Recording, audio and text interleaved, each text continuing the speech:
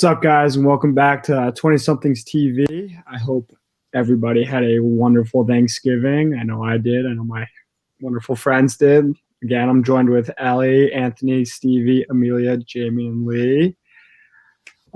Today we got a bunch of great topics to talk about. Some interesting ones, some that are getting old, COVID, and but before we get into those, our wonderful co-host Lee actually made us a nice video of her workout regimen that we like to show you guys to help you guys learn how to lift and watch her hit some awesome PRs. So hit up broccoli lifts on the gram. But yeah, over COVID, that we'll talk about later, I really discovered a love for powerlifting. So this is kind of like a day in the life of an off-season powerlifter. So here we are.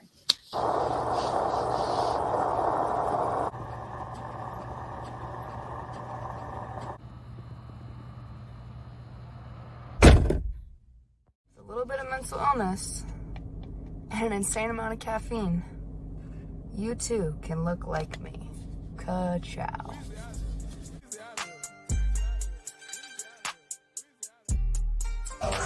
Alright, so today is deadlift day. So I'm just gonna kind of walk y'all through what a day with me at the gym looks like while I'm on program.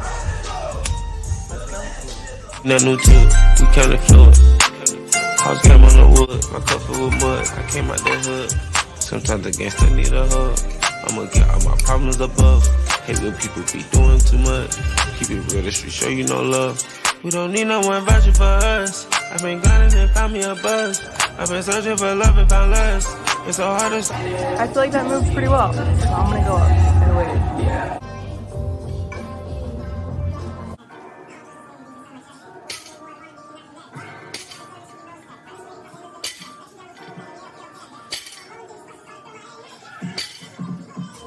Now I get to do that 3 more times.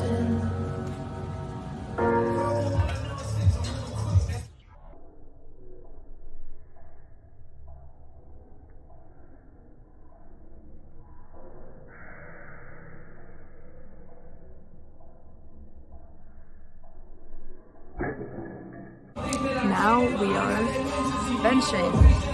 Bench is a lift that I feel like I need the most work on. So I always love days where I have high volume. I don't know, I like lifting because it's a learning experience.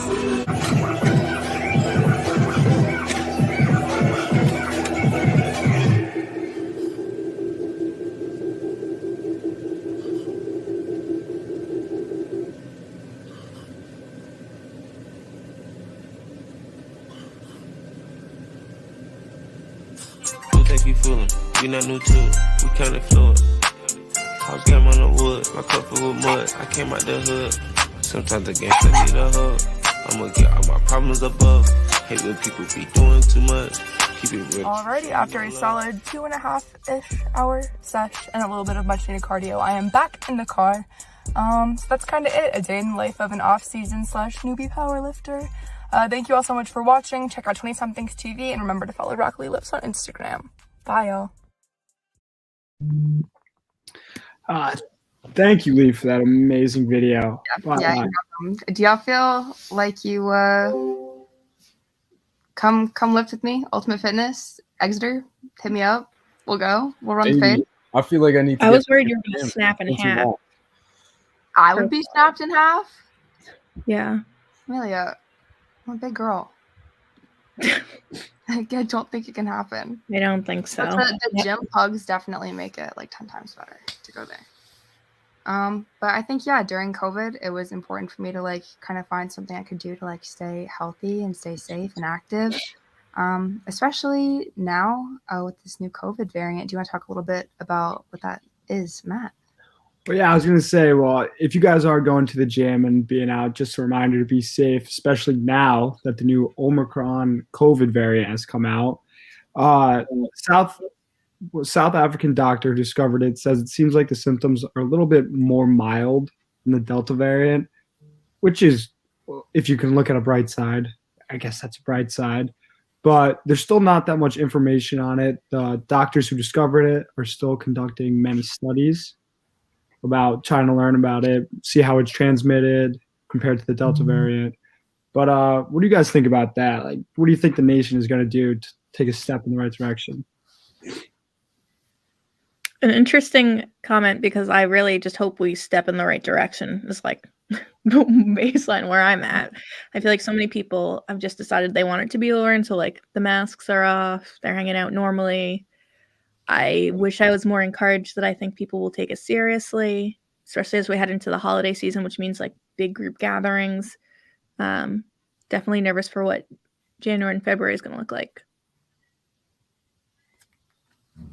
I think it's interesting. I was listening to the radio earlier, and they were saying that President Biden was basically saying that it's like a cause for concern, but not for panic, and that a lot of people think it's probably already in the U.S.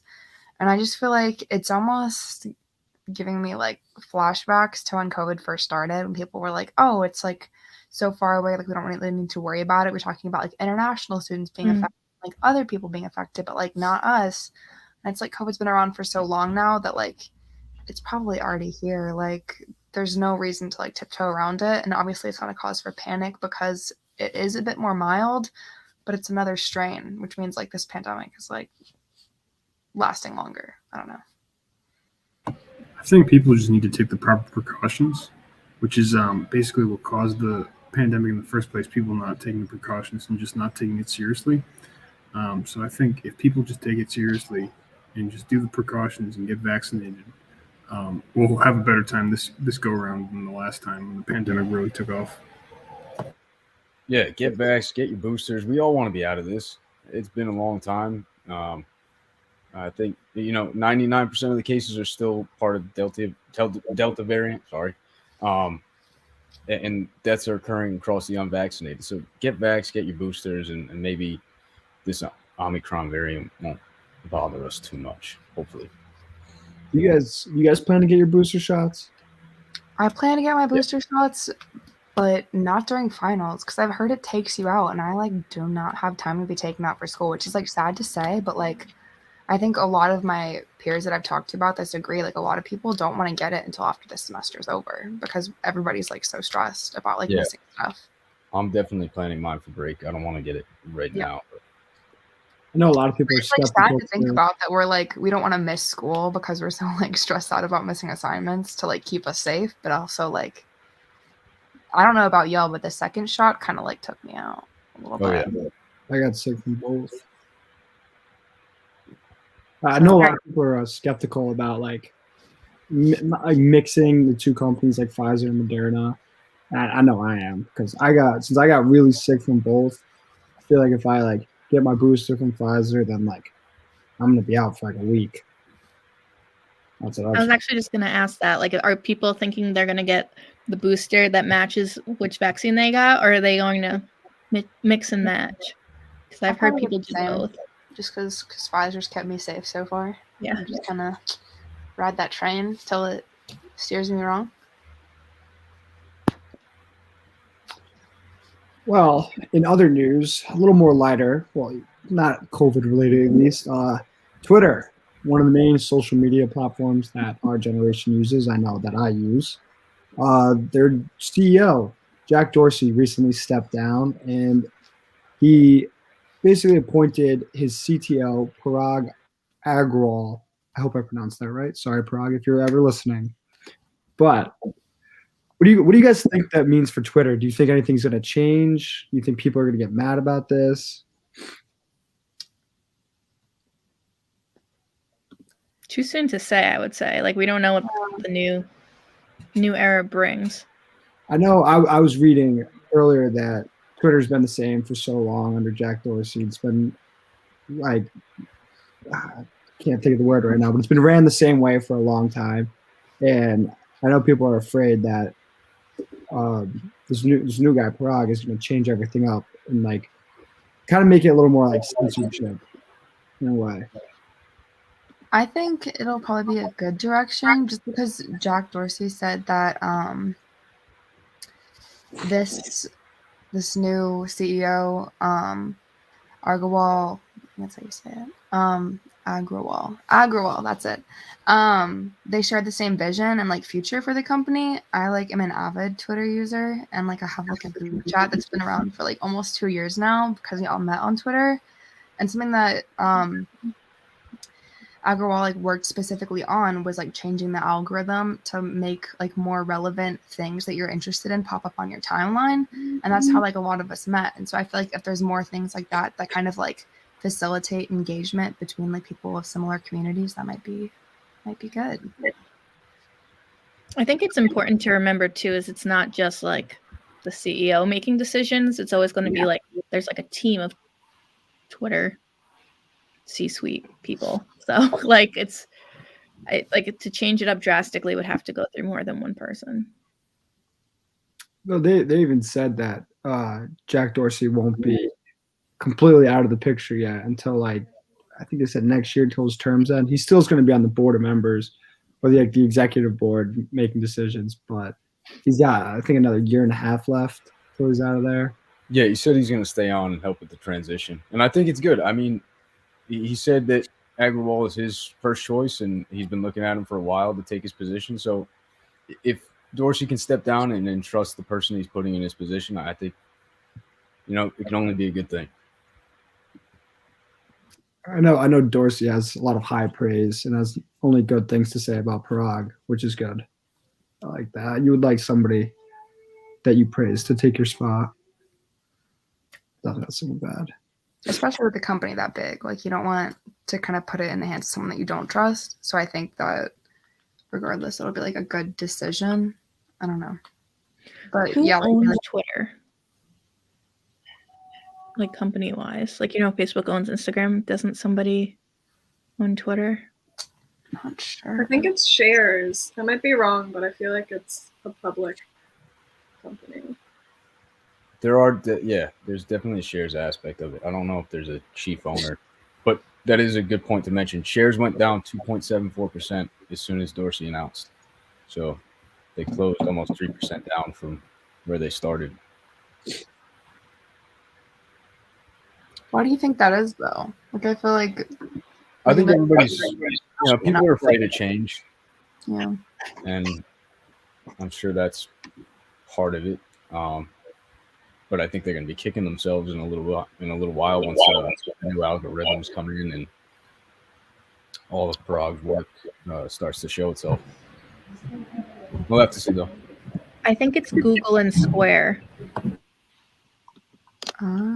Yeah, Dorsey also owns Square, so I don't think he's stepping down from Square. I think he's going to maintain that. But it looks like there was a Google and Twitter have like an acquisition deal. But I don't know. I'm looking at something from 2017, so I might be incorrect. And the parent company is something called, I think, Odeo. I don't know. The more you know. That means I'm excited to see what happens as like a Twitter girly myself. Well, on that note, we decided to do something new over here for the first time this year on 20SomethingsTV, where we actually have our first street correspondent with our friend Anthony, whose video we'll be showing shortly. Anthony, do you want to say anything about that? Describing what it is? Yeah, so 20-somethings has a street correspondent named Quinn Douglas, and he's going to talk to some people on the street and hear their opinions on news and other cool things.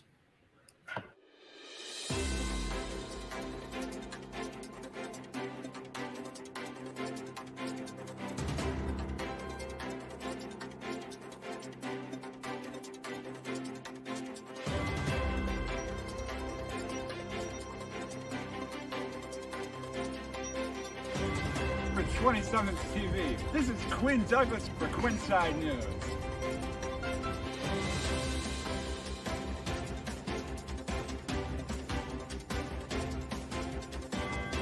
Now we're touring the URI garbage disposals, and we're going to check out what there is to see. Hopefully we can find some interesting people nearby. Ah, look, trash picker. What do we have here? Hey, it's me, a trash picker. You're at the University of Rhode Island's Kinston campus. You find any good trash in there, trash picker? You know what they say, one man's trash is another man's treasure, and I think I found some real gems hidden amongst the rabble. I saw some a cardboard package for cream cheese all the way from Cisco HQ. I think that might be interesting, might be worth something. That's interesting. Well, I got some questions for you, Trash Man. Oh boy, okay. So what's more important, roads or wheels? Roads or wheels. Now by roads, do you mean that pavement where people drive on? Do you mean the aisle? Do you mean the scholarship people get? No, the thing that people drive on. It can be a dirt road or a paved road, whatever kind of road you want. Okay, so just roads as a concept. Just like roads as a concept, and versus wheels as the round thing that you put things on. The round thing that I put things on. Right, that's a wheel. Would a yoga ball be considered a wheel, as it is a round thing that I put things on? If you can drive on it. Okay, so it's a Then it's a round thing wheel. that I put things on, then I have to drive on it. Right. Roads. That's the right Definitely road. Wow, I can't believe that he got the answer. 100% road. How big are the wheels? Like gargantuan. Oh, I'd say wheels then. But how? Because if you have big enough wheels and a big enough truck, you make your own roads. I didn't think of that. He actually got me. That's a good question.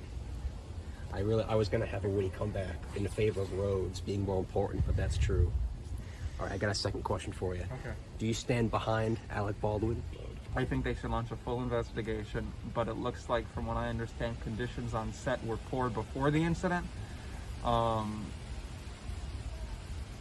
Whoever was in charge of organizing the props table, whoever was in charge of handling the firearms should be asked.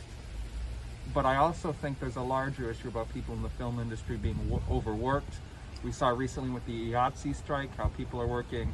I mean, the demands of the strike were essentially enough hours to go home and sleep. So, I mean, I think that's the kind of conditions of that workplace. I think some people were, upset like, oh, if IATSE can't go, if goes on strike, Spider-Man's going to get delayed. We got to shut this down.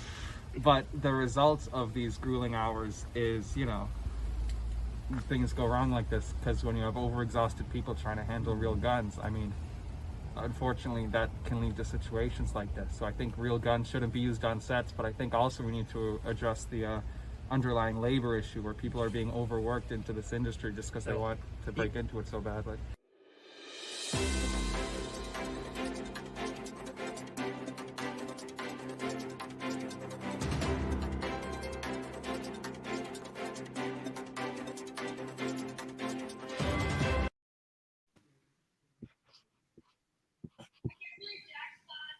I love it.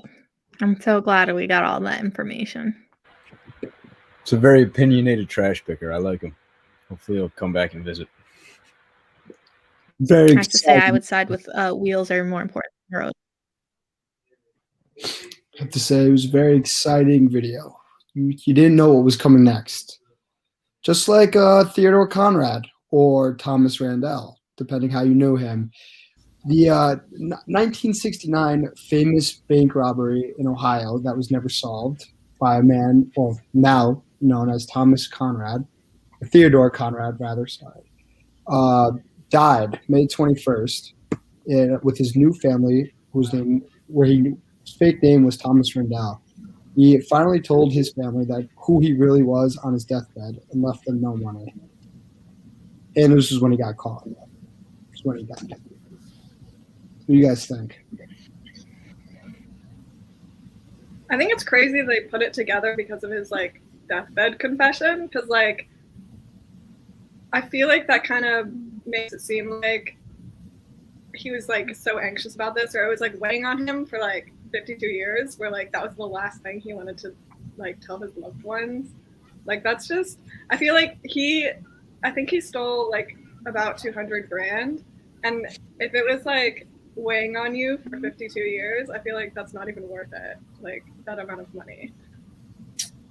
Well, that 215 grand is actually, today worth $1.7 million. And just to explain it a little more, he actually worked at the bank that he robbed, and one day he just left work with a bag full of that $200,000 in cash, and nobody really noticed it until Monday when they realized he didn't check in for work. And that's when they checked the vault and found out the money was gone.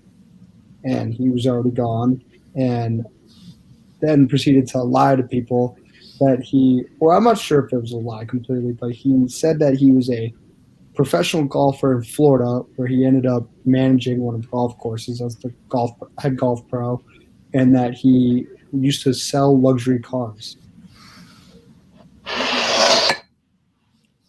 It's a believable lie. I think Well, it's so it's the specific life that he it's lived for a long believable. time. Sorry, go ahead, Lee.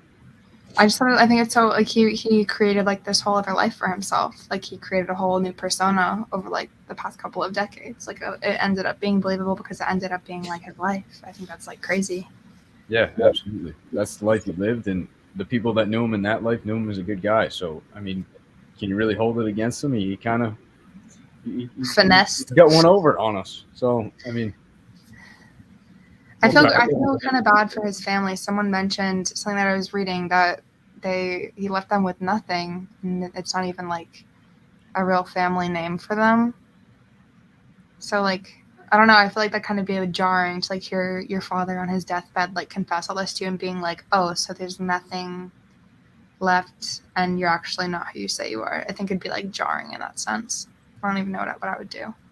I don't know how people live with those lies. Like, I can't figure out how people live with like smaller lies than that. So like a lie that huge, like I can't even fathom. Me either.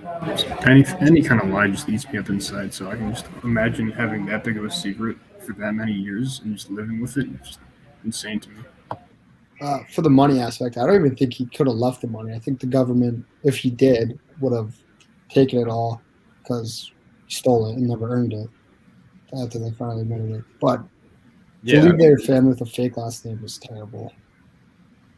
I think it's crazy that he got away with it for so long, considering like the similarities between his fake identity and his real identity, like growing up the same place and same first name. Like, yeah, nobody just realized it's this guy who left. Like, he got it too. He was only 20 at the time, right?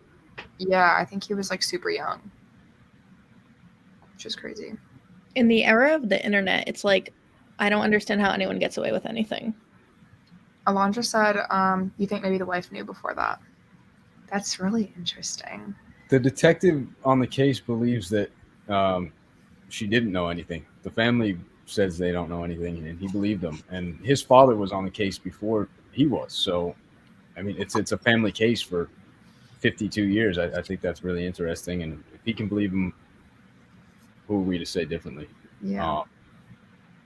Obviously, none of us are like bank robbers, but like if y'all got married, would you tell your spouse that you did that like many years before? Depending on my spouse. Is she trustworthy? You married her. I hope so. You never know those. You always see those wives on the reality TV shows when they're drinking their wine, talking about all the gossip. That's what I'm scared of. Can we make Do you think she's gonna get drunk one day? You're Like, concerned my about your husband robbed me. judgment. No, She's why gonna you rat me bring out. That's what's being said. You're concerned about your judgment. She's gonna. No, I'm just saying. If I robbed the bank and I told her, she's gonna rat me out. Like my husband.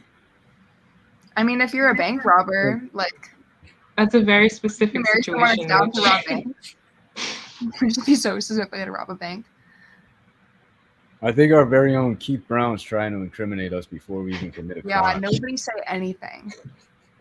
What if we already have robbed a bank and you just don't know and we're a different person in our identity and we just don't tell you? I think that's a question that someone who robbed a bank would ask. So Keith, I'm looking out for you. His real name is Schmeeth Schmrown.